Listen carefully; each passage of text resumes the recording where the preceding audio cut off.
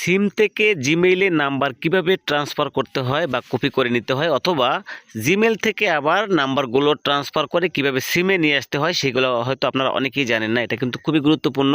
চলুন আপনাদেরকে দেখিয়ে দিচ্ছি। প্রথমে যে কাজ, আপনি আপনার ফোনের যে কন্টাক্ট আছে, ফোন কন্টাক্ট, সেটা ওপেন করবেন। আমার ওপেন করা আছে। উপরের দিকে দেখতে পাচ্ছেন একটা সেটিংস আইকন আছে, এখানে ক্লিক করলে নিচের দিকে দেখবেন ইম্পোর্ট এক্সপোর্ট কন্টাক্ট একটি অপশন আছে, এখানে ক্লিক করবেন। তো এখানে ক্লিক করলে আপনার ফোনে যদি একটা জিমেল লগ ইন করা থাকে একটা শো করবে, আর যদি একাধিক থাকে তাহলে একাধিক মানে লিস্ট আকারে শো করবে। এরপর নিচের দিকে যদি যান, এখানে দেখবেন যে আপনার ফোন কন্ট্যাক্ট এবং সিমগুলো দেখাচ্ছে।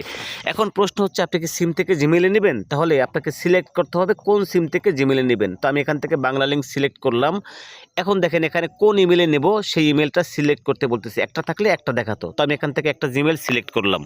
তো এখন দেখেন নাম্বারগুলো শো করতেছে। আপনি একটা দুইটা অথবা অল সিলেক্ট করে ওকে করলেই নাম্বারগুলো কপি হয়ে বা ট্রান্সফার হয়ে আপনার জিমেলে চলে যাবে। এখন যদি আপনি চান জিমেল থেকে সিমে নিয়ে আসবেন, ঠিক আগের মতন এক্সপোর্ট ইম্পোর্টে ক্লিক করবেন। তারপরে প্রথমে আপনি যেই জিমেলে সেভ করা নাম্বার সেই জিমেলটা সিলেক্ট করবেন। তো জিমেল সিলেক্ট হয়ে গেলে নিচের দিকে আবারও ফোন কন্ট্যাক্ট সিমগুলো শো করবে। এখান থেকে কোন সিমে নেবেন সেই সিমটা আপনি সিলেক্ট করবেন। দেখবেন যে এখানে নাম্বারগুলো চলে আসছে যদি আপনার জিমেলে নাম্বার সেভ করা থাকে। এরপর একটা দুইটা অথবা অল সিলেক্ট করে ওকে করলেই জিমেল থেকে সিমে নাম্বারগুলো ট্রান্সফার হয়ে চলে যাবে। তো এই নিয়মে আপনি নাম্বার ট্রান্সফার করে নিতে পারবেন।